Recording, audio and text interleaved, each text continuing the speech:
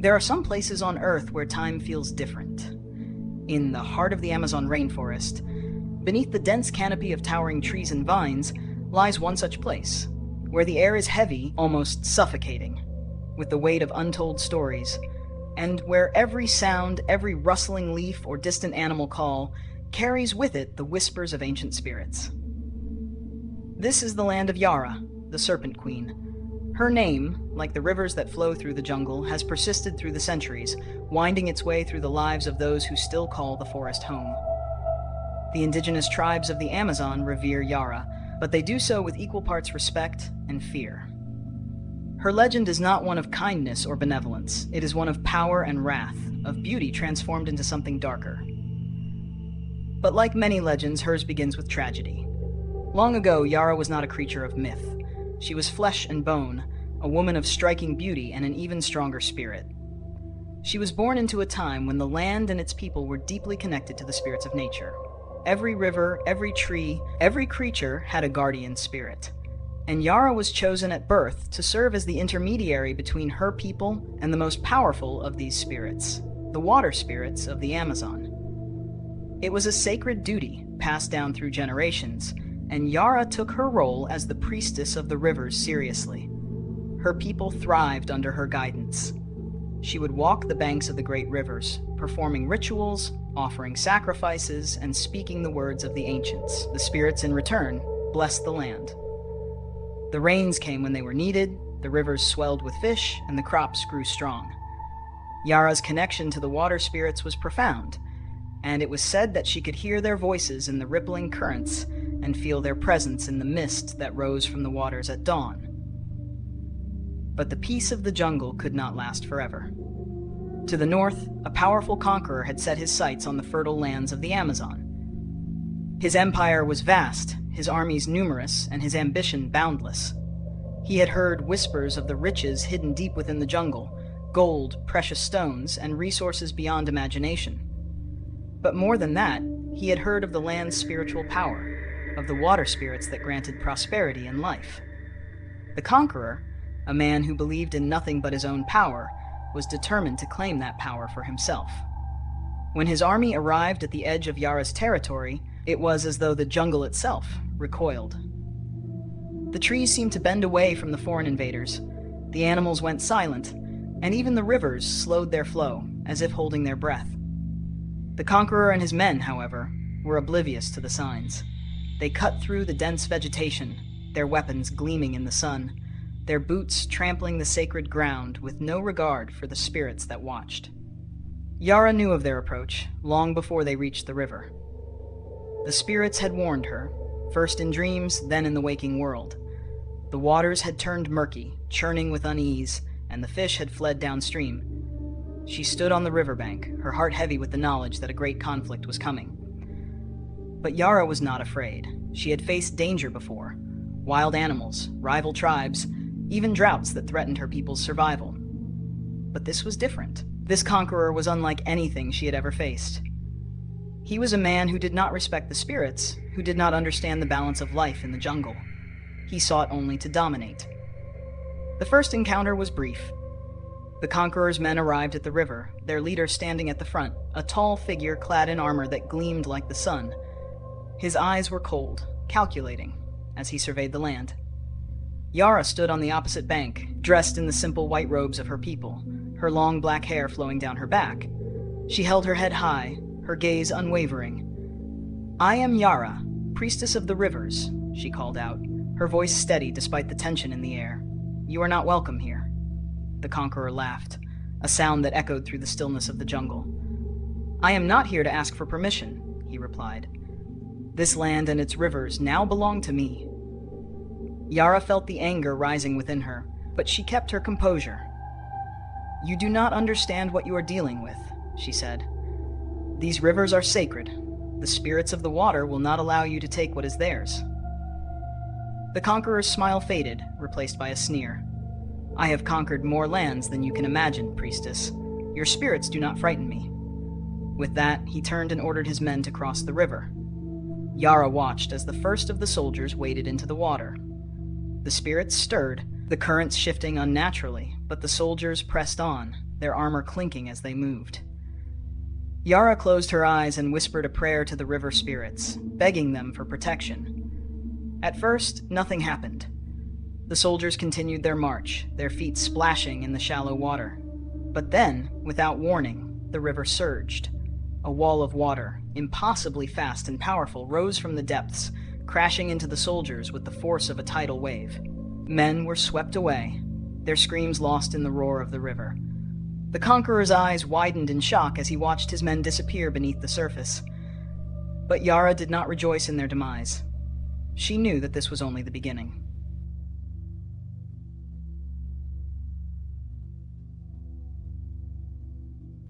The river had returned to its usual calm, as if nothing had happened. The only signs of the chaos moments before were the remnants of the conqueror's soldiers. Broken shields and helmets floating on the surface, their lifeless bodies sinking into the depths. Yara stood still, her eyes scanning the river as it swallowed the evidence of the battle. The water spirits had answered her plea, but she knew this victory was fleeting. On the opposite bank, the conqueror remained. His once cold demeanor was now replaced by barely contained fury. He had underestimated the power of the jungle and its spirits, but he was not a man to be easily swayed by defeat. As he watched his soldiers disappear beneath the water, something dark stirred within him, an anger born from humiliation. He had conquered empires, bent nations to his will, but this land, this woman, dared to resist him.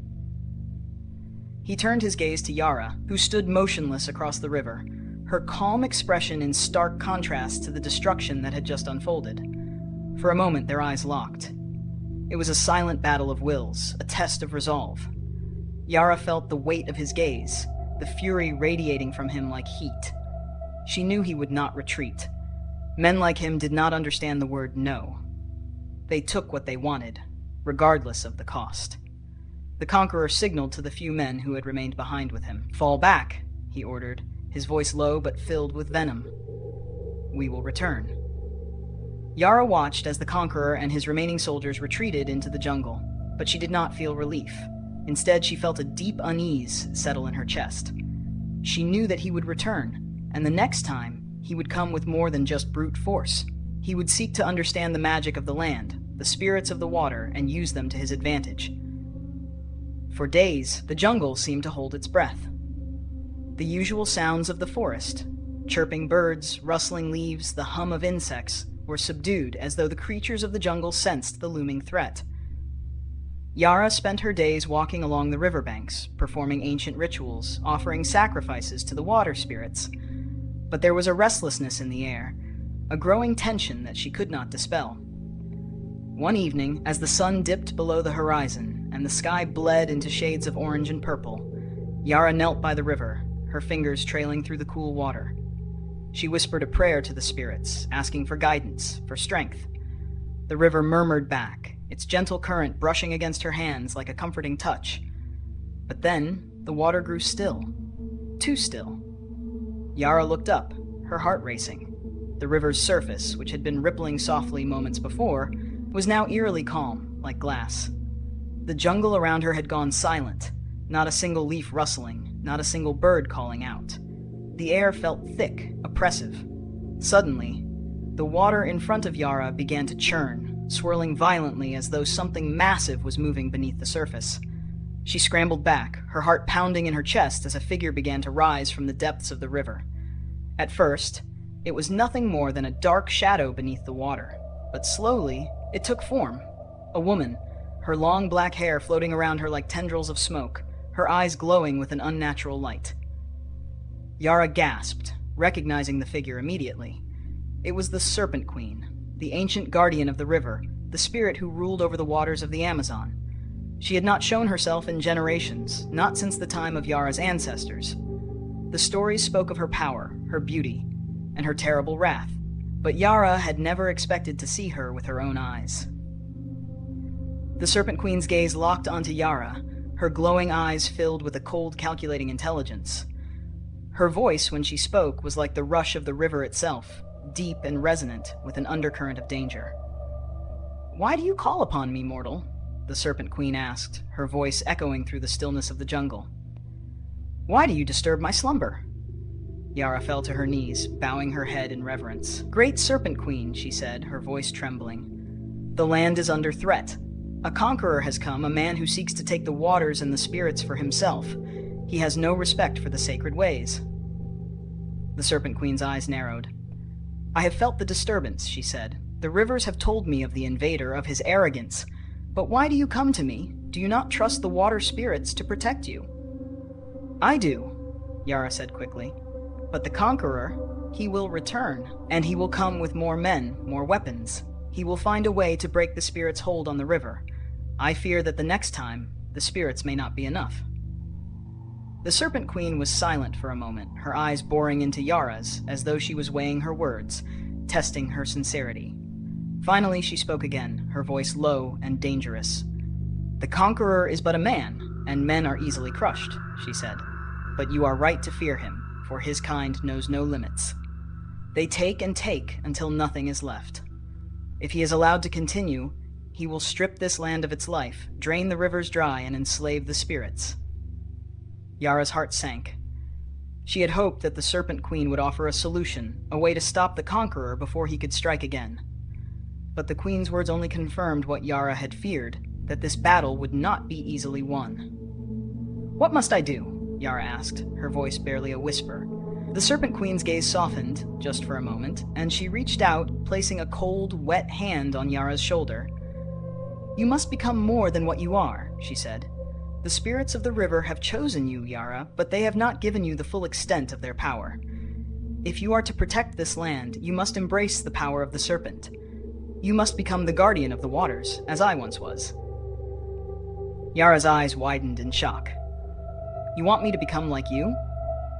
The Serpent Queen smiled, but it was not a comforting smile. "Not like me. You will become the Serpent Queen, the new protector of the rivers. But know this, Yara. Once you take on this power, there is no going back. You will no longer be human. You will belong to the waters." Yara felt a chill run down her spine. The weight of the Serpent Queen's words pressed down on her like the force of a waterfall. To become the guardian of the waters meant sacrificing everything. Her life, her humanity, her connection to the people she loved. But if she did not accept the power, if she did not fight, the conqueror would destroy everything. "I will do it," Yara said, her voice steady despite the fear clawing at her chest. "I will become the Serpent Queen." The Serpent Queen's eyes glowed brighter, and the river began to churn once more. "Very well," she said. "Prepare yourself, Yara. The transformation will not be easy, and it will not be painless. But once it is done, you will be more powerful than any man, any army." Yara took a deep breath and nodded. She had made her choice. As the Serpent Queen raised her hands, the water surged around Yara, pulling her into the depths. The last thing she saw before the darkness closed in was the Serpent Queen's cold, glowing eyes watching her, unblinking from the surface.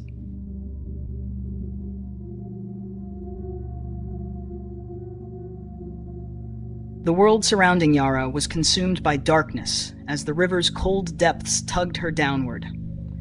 The crushing pressure of the water gripped her chest, and the vibrant sounds of the jungle above gradually faded into a distant hum.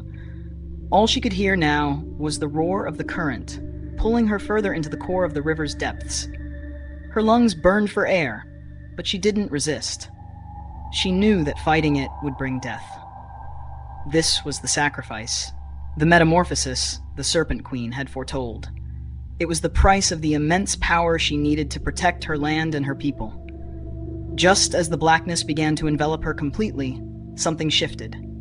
The weight that had been crushing her body subsided, and a strange warmth began to pulse through her veins. Her vision blurred, and the once violent current transformed into a gentle swirl around her. In the stillness, a voice emerged. Not from the Serpent Queen, but from the river itself, whispering ancient words in a tongue Yara couldn't decipher. The spirits of the water were with her. Suddenly, a sharp jolt of pain shot through her chest, and Yara gasped, instinctively inhaling. But instead of water rushing into her lungs, she found herself breathing effortlessly. The water no longer threatened to drown her. It became part of her, flowing through her very veins, merging with her essence. The boundary between her and the river had dissolved. She could feel everything, the currents, the life thriving beneath the surface, and the roots of the ancient trees dipping into the riverbed. Her senses expanded, connecting her to the spirits of the jungle and the water in a way she had never known before. The transformation had begun. Yara's limbs grew heavier, her bones twisting and stretching as her body embraced the Serpent Queen's power. She clenched her fists, stifling a scream as her flesh turned cold and smooth, scales replacing her skin. Her legs fused together, forming a long, sinuous tail that coiled around her. Her fingers elongated into sharp, claw-like tips, her nails darkening into obsidian. Her vision sharpened, allowing her to see clearly through the dark, murky water as though it were bathed in daylight. The agony was excruciating, but Yara held firm. She had to endure. For her people. For her land. After what felt like an eternity, the pain lessened, leaving behind a sensation of overwhelming strength and control. Yara uncoiled her new serpentine body and glided effortlessly through the river's waters. The current obeyed her, parting at her command, the spirits whispering their reverence. She was no longer the woman she had once been. She had become the Serpent Queen. Yara rose from the river's depths, her shimmering scales glowing in the moonlight as she emerged. The jungle greeted her with an eerie stillness, thick with anticipation. She could feel the eyes of the spirits upon her, observing, waiting for her next move. But there was no time to hesitate. The conqueror would return soon, and this time, he would not be alone. In the heart of the jungle, the conqueror sat in his lavish tent, illuminated by flickering oil lamps. Spread out before him were maps of the land, covered with notes and plans. Yet his eyes were fixed not on the maps, but on a twisted, ancient relic in his hands. A talisman taken from a shaman in a far-off land during his conquests. The shaman had claimed that the talisman could control the spirits of earth and water, but the conqueror had dismissed it as superstition. Until now. His thoughts were consumed by Yara and the overwhelming power she had unleashed. It was not just the spirits of the water. There was an ancient, untamed magic at play, something more dangerous than anything he had ever encountered. Now, he was determined to claim it for himself. He tightened his grip on the talisman, feeling its dark energy pulse under his fingers. He would return to the river with his army, and this time, he would not be so easily bested. He would use the talisman to enslave the spirits, bending nature itself to his will. And once he had crushed Yara and her people, the land would be his, ruled by the power of the spirits under his command. A wicked grin spread across his face. The jungle and the river would be his, and not even the Serpent Queen could stand in his way. The jungle was unnervingly quiet as Yara moved through the undergrowth, her tail gliding silently over the earth. The usual sounds of wildlife had vanished, as though the jungle itself held its breath, awaiting the imminent clash of forces. The very air buzzed with tension. Yara returned to the riverbank where she had first encountered the conqueror. The water spirits stirred anxiously beneath the surface, sensing the same looming threat that Yara did. She closed her eyes, reaching out to the spirits, seeking their guidance. They whispered to her of the conqueror's return, and of the talisman he now carried, an artifact of dark magic capable of enslaving even the most ancient of spirits. Her heart sank. She had hoped the conqueror would retreat, but she had underestimated his greed and hunger for power. The battle ahead wasn't merely for the land, it was for the soul of the jungle itself. From the shadows of the trees, an old woman emerged. Her face was wrinkled with age, but her eyes gleamed with clarity and wisdom. She moved gracefully, her steps steady. Yara recognized her immediately. The village elder, the keeper of ancient stories, the one who had first warned her of the conqueror's arrival. "You've changed," the elder said softly, her voice filled with understanding. "I see the Serpent Queen's power within you." Yara nodded silently. The elder approached, placing a hand on Yara's scaly arm. "The spirits have chosen you for this purpose. You are the protector of this land now. But beware. The conqueror wields a weapon that can enslave even the oldest spirits. If he succeeds, the jungle will be lost." "I won't let him win," Yara vowed, her voice firm. The elder smiled, her eyes full of pride. "Then you are truly the Serpent Queen." As dawn broke, the conqueror's army marched toward the river, their armor gleaming in the early light. The conqueror led them, the talisman glowing faintly around his neck, his mind focused on victory.